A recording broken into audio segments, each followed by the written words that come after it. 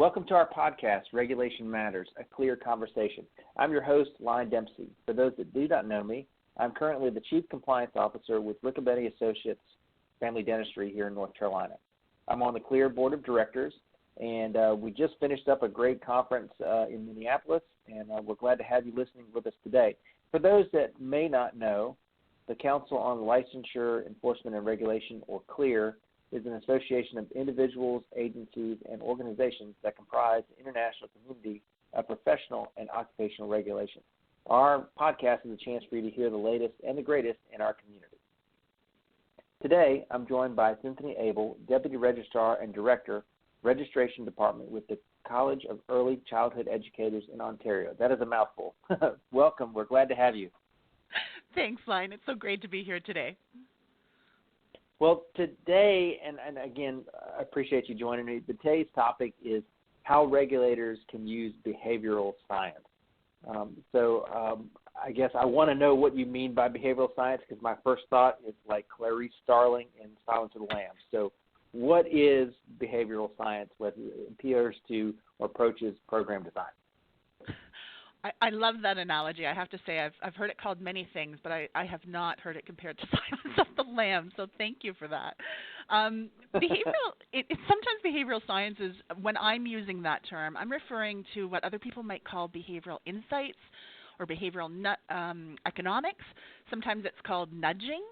And really what that concept is, so not unlike Silence of the Lambs, it's harnessing what we know about people, and what we know influences how they behave and how they make decisions. And it's harnessing that so that we can design products and services and processes that are better aligned to the way we want people to behave and make decisions. And it's based on a number of psychological factors in the way that we think.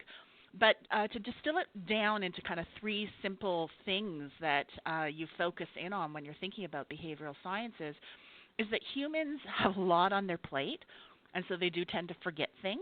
And it's not because they're stupid or they want to forget things. It's just that we have a lot going on in our lives. We tend to be really frustrated by the hassle factor. And then most importantly, I think anyways, is that we're highly influenced by our social context. So we're influenced by the people around us, we're influenced by our environments, we're influenced by our emotions as well. And so when we're designing a product or a process or a service, we need to think about all of those things and really think how we overcome them and mitigate them. We want to also think about drawing on the evidence that's available to us. If you're using a true behavioral sciences approach, you would also be wanting to test and choose the best intervention based on the evidence in the testing. Excellent. But, and I wouldn't think this would be the case, but it wouldn't be considered a fad, would it? Well, a lot of people say that, but believe it or not, whether we recognize it or not, a lot of these concepts have been used by marketers for years. If you think about, seeing an ad on TV or hearing one on the radio and a jingle sticking in your head, that's really leveraging what we know about the way people behave. And marketers figured this out decades ago. Where we've seen it more popularized was really 2008, when Cass Sunstein and Richard Thaler wrote a best-selling book called Nudge. And as a result of that book, Thaler actually went on to win a Nobel Prize for his contributions to the field of economics as a result of the findings that they presented in that book. So we saw really nudging take off in 2008, and that's where lots of people were saying it's a fad, it's going to go away. But what I would say is, here we are 11 years later, 2019, and it's reported that there's more than 200 public organizations using behavioral sciences to inform their programs. And within that, there's actually several governments across the world that have established either nudge units or have just set out policies that say people need to take human behavior into consideration when designing things. We've seen the Organization for Economic Cooperation and Development, the OECD, which is a multi-nation member-based organization that sets out global policy. They've actually endorsed this and released a framework that's designed to promote the ethical use of behavioral economics and behavioral sciences. And we're seeing it used increasingly across the education sectors, across the justice sectors, and the health sectors, in addition to financial sectors, which really speaks to the enduring qualities of behavioral economics and behavioral sciences, and why I think we're going to be seeing this for a long time. Well, that's interesting. So I guess let me ask this. So you kind of touch on this, but can you give me, I guess, a little bit more of a concrete example of it branching away, maybe even from the financial world? How are you guys utilizing it, or some other examples? Absolutely. One of the most famous examples that they actually talk about in the Nudge book that people often equate is from the financial sector. So I'll start with that, and then I'll provide you with a few other examples that we're seeing, is this concept of being able to auto-enroll somebody, or to require them to opt out of something. And we saw this used in the UK with pension plans. And so for employers, many had them established as employees had to opt in to the pension plan. And so what that meant, if you were an employee on your first day of work, you got a whole bunch of information, you got a whole package about how you could enroll in the pension plan.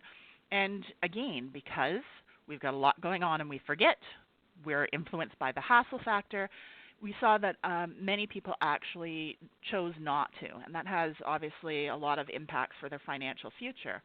In changing to an opt-out, so the conversation then becomes on the first day of work, welcome to the company. Here's your package about your new pension plan. If you decide that you want to change or you don't want to participate in this, you need to go and speak to someone in HR, and here's the instructions about how you would do that. And by doing something as simple as that, what they found in the UK is that there was a change in participation from about 49% all the way up to 86% participation rate, which is huge. It has huge economic impacts for the entire country. So you think about an aging population.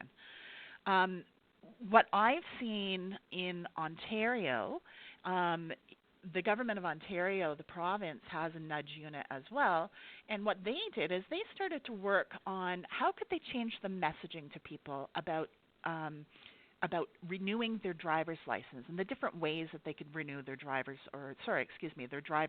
their plate, their license plate.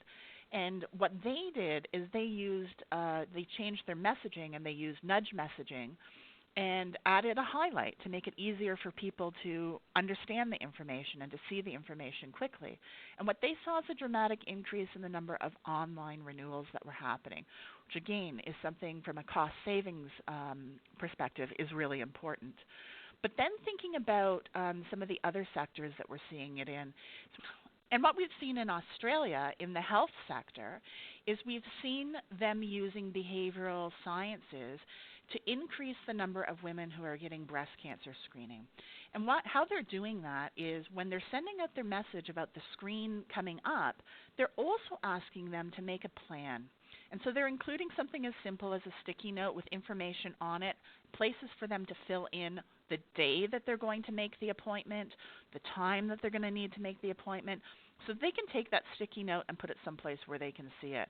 And so providing those prompts and reminding people is really, really effective. We've also seen it used more recently in the United States.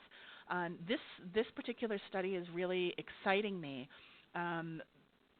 because we have not yet seen the outcomes of it, but it does hold such promise, is we're seeing it being used to send behavioral reminders to parents and resources to parents using text messaging to help parents and remind them about the importance of reading with their children, talking with their children, playing word games with the children, all in an effort to try and reduce that word gap in young children and children under 3, which we know is absolutely critically important to increase literacy rates and school success. Well, that's great. I guess let me ask you this then.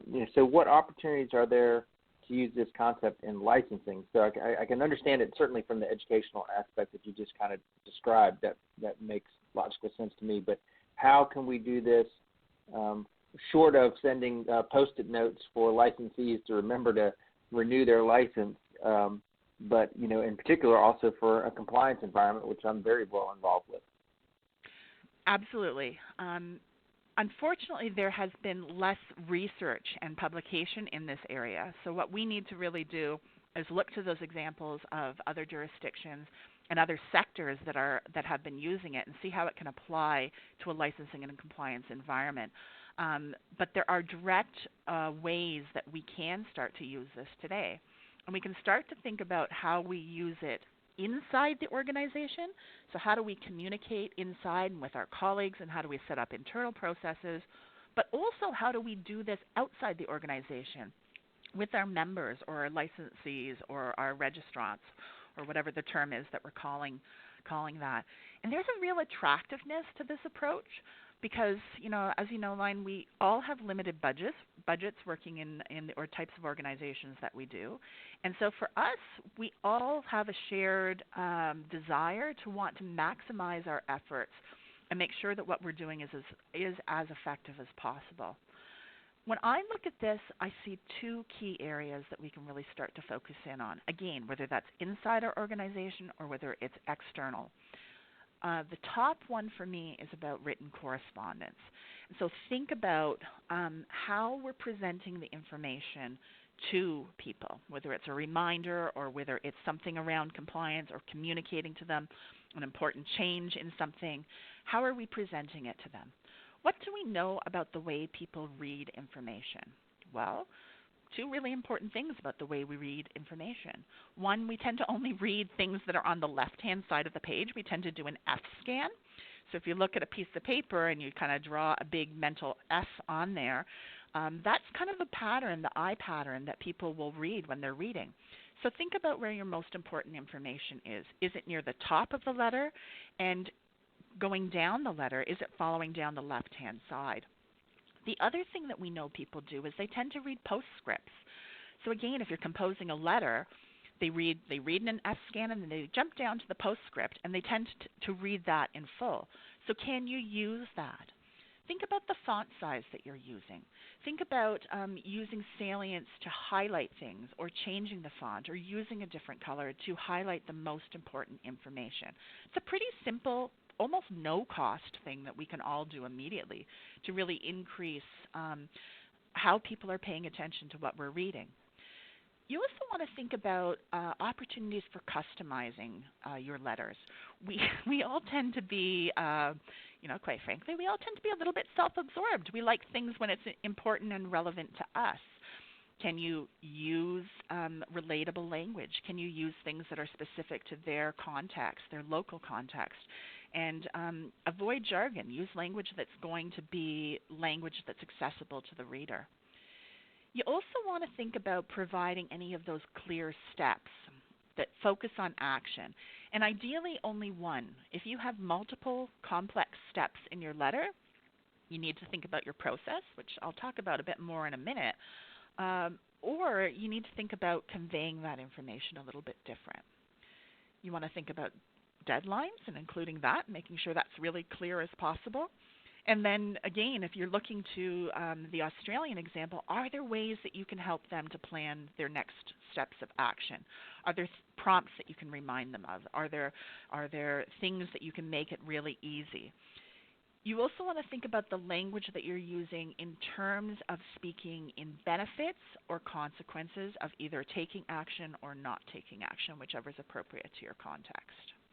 So that's just on written correspondence. Does that make sense? Absolutely. I remember, when I started as the chief compliance officer, I read all kinds of leadership and management things and compliance stuff, and one of the things I ran across was like the 7 ugly truths about compliance, and I'll skip to one of the ones that jumped out of my head, which was number 3. No one reads past the first 3 lines of your email. And so, right. Being concise and clear and get to your point quickly, is pretty important in that. I have been notorious, especially on the personal side, of planning out backpacking trips or something like that and sending emails about the upcoming trip. And I've gotten responses before where it was the acronym for email too long, did not read. So, you got to have to be, I guess, cognizant of that, certainly when you're trying to reach, your registrants and licensees. So I guess what kind of projects have you been involved in? Well, certainly I've focused a lot on here at the College of Early Childhood Educators. We've done a lot of work with our correspondents over the past 3 years. When I first joined the organization, a lot of our letters were really heavy with legal text and were quite text dense. So we spent, and this was a great activity to do with staff because they were the ones on the phones with people who were phoning and saying what they understood or what they didn't understand. And so we spent a long time going through an activity, what I like to call desludging. And so getting rid of the information that we didn't need to have in there. How could we simplify that as much as possible? One of the other things that we started to do is we also started with our communications department to look at what was the most effective time to send messages if we were sending them electronically. So you can do all of this with email software now. And what we actually found is that for our communications products, Saturday mornings tended to be the best time. That seemed to, we tried sending things out at different times of the week, and what we found is Saturday mornings had the best open rate. So how do we leverage sending our information at key times when we know people are going to be using that? We've also done work in the area of process redesign.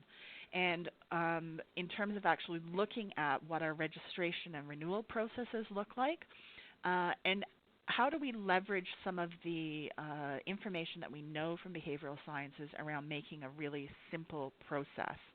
And some of their key concepts around that are trying to get people as prepared as possible, making sure that they have all the tools and the documents that they need to be able to complete the task, trying to provide the reminders so that they can monitor their completion rate. So how can we kind of signpost for them through the process? And really looking at how long things are taking with a view to getting something completed in a single sitting. If it's a process that's too long and people have to come back multiple times, the chance of them not continuing increases. The more times that they have to come back and either restart something or continue on with something. So those are the very simple things that pretty much any organization can start without a lot of extra effort. We have done some testing in terms of trying to increase our for our council voting, council election process. We have done a little bit of testing in that area, kind of tippy-toeing into that, with some really initial favorable results. And again, that really focused in on leveraging what we know about written correspondence, making it really timely, providing the most salient and influential language that we can to try and spur people to action to actually vote. And we have seen some increase in that area, but certainly some more work that needs to be done. Well, if for our listeners, if they're an organization that's interested in trying this, how would they know if they're ready to take something like this on? That's a really good question. And I think the number one thing that people really need to think about is they need to gauge their own and their organizational sense of curiosity and their willingness to test something. And that's sometimes a bit of a scary thing for people to be able to do. If you like a lot of certainty, this can be a bit of a scary process. What you need to think about, though, is in the long run, unless you are testing things and trying new things, you don't know how much more effective you can get. And so finding a project that is one that you feel comfortable trying something new with, and then comfortable testing. That's kind of a first sign. You know, if you feel comfortable taking something on and testing it, and you've got this strong sense of curiosity or a hypothesis about how you can make something work, that's the number one sign. Okay, this is for you. you have to also understand what it is you're trying to do. So you could do a complete review of your correspondence and simplify everything, but if you don't have a good idea about what each one of those pieces of information is trying to do, what's the message that it's trying to convey to somebody, what's the problem you're trying to solve, chances are you're not going to be as successful. So clearly understand what it is that you're trying to do and what it is you're trying to achieve. You also want to access the absolute most reliable data. So regulatory and compliance organizations have an awful lot of data. And so what you want to make sure that you understand is, how do you access that data? How can you back up any of the interventions that you might be taking? How can you back up with evidence that they've been successful or not successful to help guide your decision-making process? And how comfortable do you feel with data? And if you're not comfortable with data, get comfortable with data before you try and do any of these exercises. So the final piece, which I think is incredibly important, is about understanding your audience and understanding their context. And so what I mean by that is, for us, understanding our audience meant that we understood that Saturday mornings was a really good time to get their attention and get them to read something. That may not be the case for every occupational group. It may not be the case in every jurisdiction as well. That's where you need to apply your understanding of the occupation, your understanding of what their life is looking like, and then design your intervention based on that. Would you, obviously there's some good food for thought there as far as how to approach that. Any other cautions that you would give? Absolutely. So number one, when we're talking about nudging, and if you're doing any searches, any Googles on nudges, you're going to hear a lot of different perspectives on that. And so the caution I would really advise is, if you're reading up about it, read lots of different sources. And then when you take action, only nudge for good. You will see a lot on different articles that talk about that nudging can be used for manipulation and how it's evil. That's not the intent with anything that we're doing. We're always wanting to try and approach any intervention that we're making about making a process better and about making things better for our registrants and for our organization. So only nudge for good. The other caution I would offer is, if you're approaching this as trying to solve a problem, you need to make sure that it's actually a behavior problem that you are solving. Sometimes when you're trying to apply some of these treatments, what you end up finding out is that it's not a behavior problem with the registrant or with the audience that you're working with. It's actually a system problem on your end, or it's a process problem. It's not a behavior problem. So actually that problem definition is incredibly important. And then finally, you need to, again, be aware of your audience and be aware that just because you've done something one time and it has worked one way one time doesn't mean that it always will. So you almost need to commit to consistently reviewing it, because what happens is audience get fatigued. If they see exactly the same form, every 6 months or every 2 months, you tend to ignore it, because again, as humans, we get caught up with the hassle factor. We get caught up by having too much on our plate and forgetting things, or trying to find shortcuts around them. And again, we're really influenced by that social context. Well, I guess as we finish up, how could we find out more about this? Well, there's a number of different frameworks that are available for free on the internet. And so, you could just do a search around using the keywords nudge or behavioral economics or behavioral insights or behavioral sciences. Any of those words, you'll find a whole bunch of articles. You'll find some frameworks. I would say if you like reading and you like kind of diving into them, those are great places to start.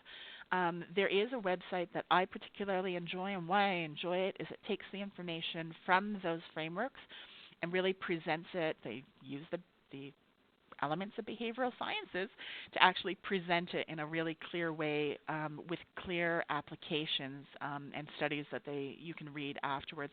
And that website is BHUB, so BHUB.org, O-R-G, BHUB.org.